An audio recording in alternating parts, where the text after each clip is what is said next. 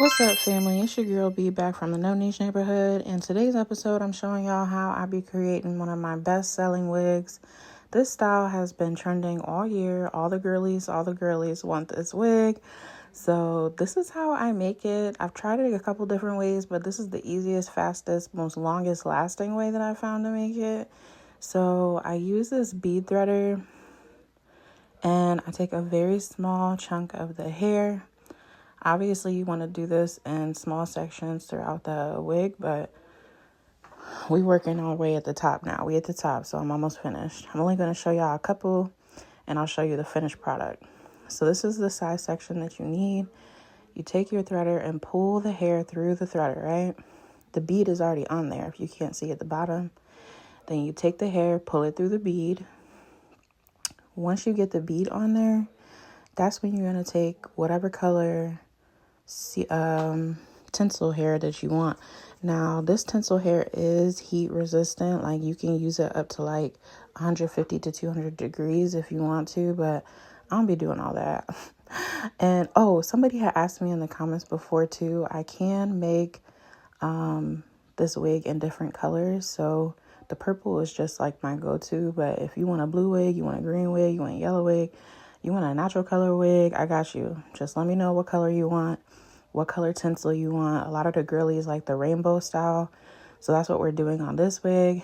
You thread the tinsel through. Only one end of the tinsel goes through the threader. Then you pull both pieces through. So it makes a loop at the bottom. You see the little loop? Then you got to maneuver, hold your fingers taut at the bottom of the bead and only pull one end of the tinsel out. So essentially you have the tinsel going through the hair, through one piece, one side of the tinsel on one side and the other piece on the other side. You see? So I got the hair with one piece and the other piece laying on there. Then you want to take your bead squisher. Y'all, I don't know the exact words for this, so it's the bead squisher right now. And you're going to push down, clamp about a half a centimeter away from the weft of the hair. And I do it a couple times to make sure it's on there good. And that's how I stay. So again, I've tried this a few different ways. You could do it with glue. You could do it with like sewing it in. I like the beads. It lasts the longest, I promise you. And that's how you do it. If you don't want to do it yourself, girl, go out, book with me, Etsy.com, okay? It's BESTYLEZ Beauty Shop, BESTYLEZ216 Beauty Shop. I got you. Again, I could do all the color combinations that you want. The purple is just my go-to. It's been a bestseller, so we're going to keep rocking with it, unless anybody wants a custom order, of course. So we're going to run it back one more time. Put the bead on the actual threader. Then you go ahead and pull your section of hair. Does not need to be a thick section of hair. Can I please repeat that again?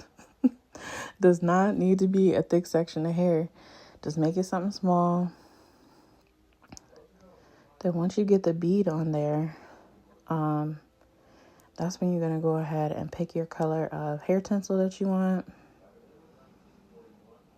This one's kind of fun. It's like a rainbow ombre coloring that they did on this one that we're about to put on. You'll see in a second. And take your time. If you're really going to try this yourself, just take your time, because when I first got this beater, y'all, we was fighting. But now that I got it down pat, like I've been doing this for a minute, making these wigs for all my customers. I call them queens, all the queens. I've gotten a lot quicker with it, right? So I got my method down. Yeah, so once you pull your loop through, get your loop together, sis, okay? Pull only one side. You got to hold the part at the bead at the top tight. Then you're pulling only one side of that tinsel through. And sometimes some of the pieces might slip through. That's all right. But that's why you put enough. So in case a couple do slip out, it's all right. And then I go ahead and align it. See, I almost lost control. I had to get it back controlled with the piece of hair. So now we push it back up, push the bead back up to the top. Make sure everything is pulled through nice and neat and lined up at the bottom. because I do be, you know, trimming up the ends and cutting the hair so it has some nice layers when I'm done, because you don't want the ends looking all choppy and weird. And then you're going to take your little bead clamper. I don't know what to call it, but it's a bead smusher right now. And you're going to go ahead and smush the bead down. At least I do it once or twice to make sure it's on there good. And if you're doing this with your natural hair, please do not do it so close to the root. Your roots are going to be screaming.